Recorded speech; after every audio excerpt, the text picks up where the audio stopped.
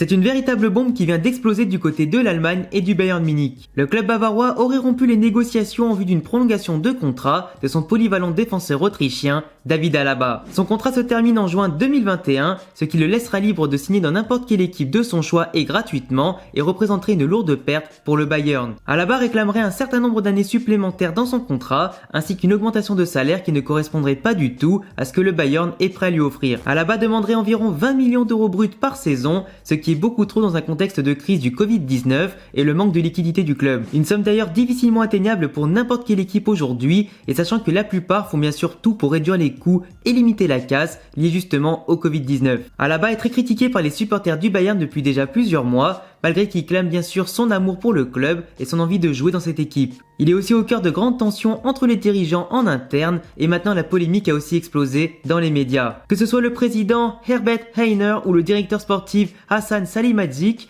tous les deux ont porté le débat face à la presse en critiquant l'attitude du joueur mais aussi de son agent. C'est d'ailleurs ce qui a totalement détruit la relation et les négociations avec Alaba. Celui-ci a répondu au passage que le club lui avait manqué de respect en déclarant certaines informations aux médias et en le faisant passer pour le vilain de l'affaire et que cette fois-ci, la relation et les discussions sont au point mort. Il n'a également pas apprécié le fait d'avoir été considéré à son insu comme une monnaie d'échange en vue du transfert avec Manchester City pour Leroy Sané qui est finalement venu contre une grosse somme d'argent uniquement. Le Bayern cherche depuis plusieurs mercatos maintenant à rajeunir l'effectif et forcément à l'étoffer. Les postes des latéraux sont doublés avec Davies, Hernandez, Pavard, Kimmich ou encore Bounassar et les postes de l'axe ont besoin de 109 selon la direction.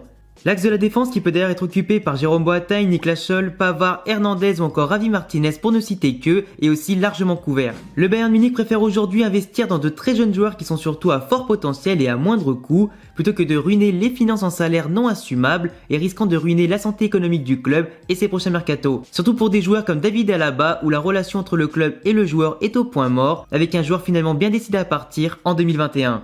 Il est donc clair et net qu'aujourd'hui, leur stratégie à court, moyen et long terme passera forcément par le départ de David Alaba. Certaines sources allemandes très proches du club du Bayern avaient déjà rapproché David Alaba du Real Madrid en mars dernier et Zidane lui-même avait dit oui pour renforcer le poste de latéral gauche ou l'axe de la défense avec son renfort. Si Alaba ne prolonge pas, il viendrait directement au Real Madrid soit gratuitement en 2021, soit pour une très petite somme symbolique en janvier, ce qui représente bien sûr un atout très important pour le Real qui est offert ainsi à un secteur de jeu extrêmement fragile à moindre coût. Surtout quand on sait que Marcelo à gauche est de moins en moins performant, qu'il est maintenant le remplaçant de Ferland Mendy et qui risque peut-être de partir en 2021 et que Militao dans l'axe n'est pas forcément à la hauteur des attentes placées en lui depuis un moment.